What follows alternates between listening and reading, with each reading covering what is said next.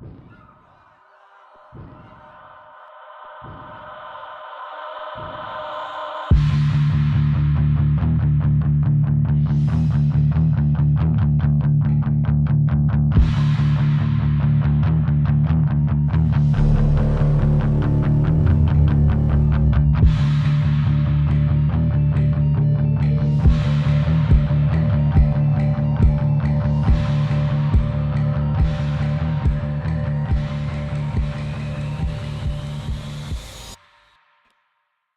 everyone, it's Major Reaction coming at you with my latest action figure review. Today we will be looking at the Mezco 112 Collective Green Arrow action figure from DC Comics. This figure is one of the best looking figures in the line in my personal opinion.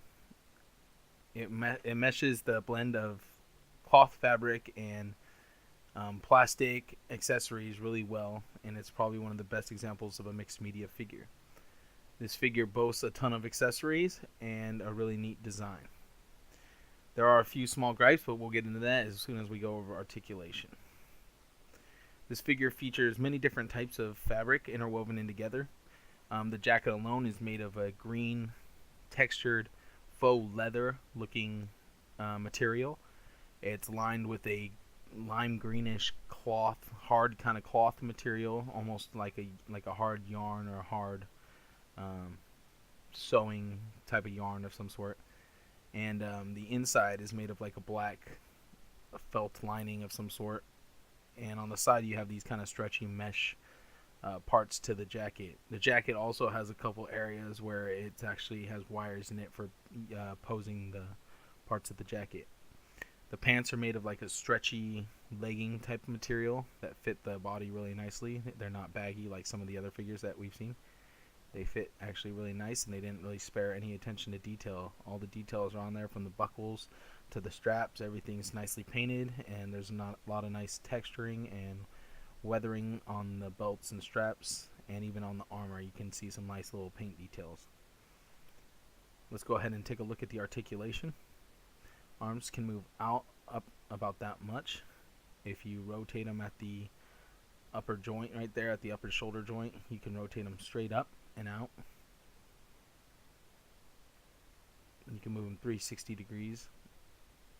The figure has an upper bicep swivel, which can be rotated 360 degrees.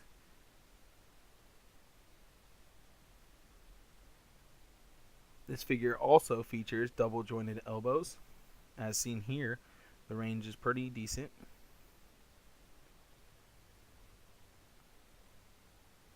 This figure also has wrist hinge and swivel. The wrist hinge works really nice, as you can see right here. The only thing that can hinder the articulation is the armor plating on his arm, but with using the swivel and the hinge together, you can manipulate it however you want. The arms don't really stay flush with the side, but if you rotate the upper bicep inward, it'll look a lot more flush with the figure. Let's go ahead and take a look at the head articulation. Just have to remove the hood that has a wire in it. Those are the sheath of arrows that can go in the quiver. So he can rotate his head 360 degrees if needed. He looks down a decent amount.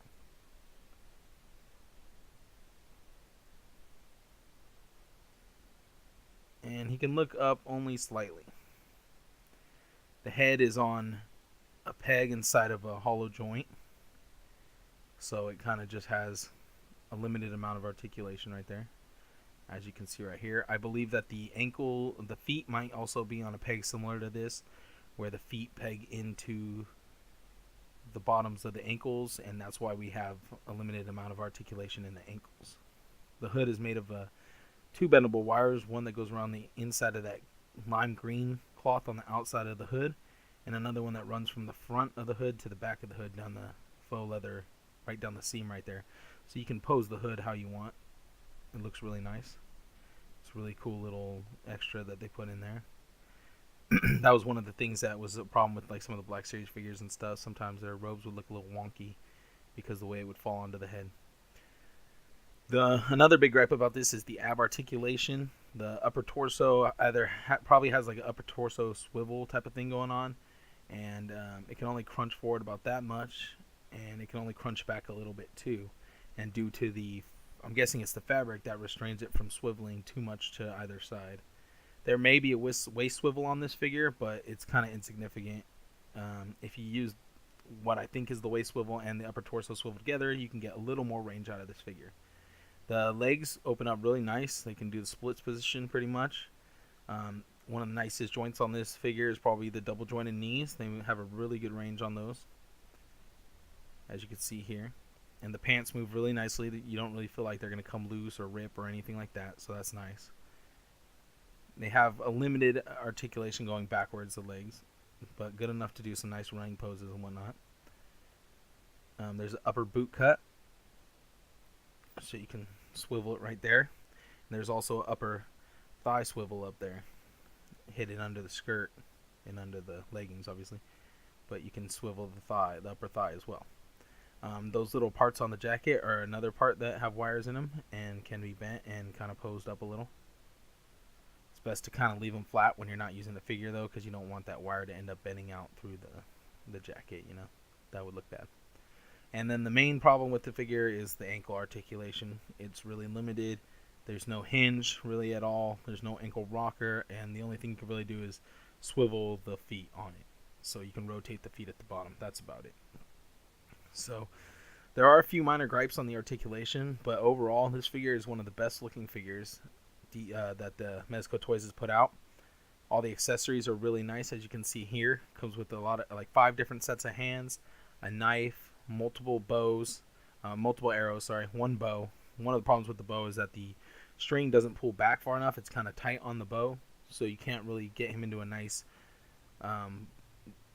archery pose without, you know, the bow trying to flip out of his hand, because he can't hold it tight enough while the string's at its full pull back. So maybe if you can mod the string to make it a little looser, that would do wonders for you. And here's one last look at the figure. See all the little details that go into it. It's a beautiful figure and a lot of good stuff going on for it. One last look at all the different arrows. You got a kryptonite arrow, grappling arrow, little arrows to fill the quiver with. There's the bow. So make sure to pick up your Green Arrow figure if you're interested in DC Comics and you like this Mezco Toys line. I got mine from freshfigures.com. Get all your toys from freshfigures.com. Great prices, fast shipping, and reliable service. Thanks a lot for watching. Please rate, comment, and subscribe. See you later, guys. We'll also be doing Punisher and Daredevil soon as well.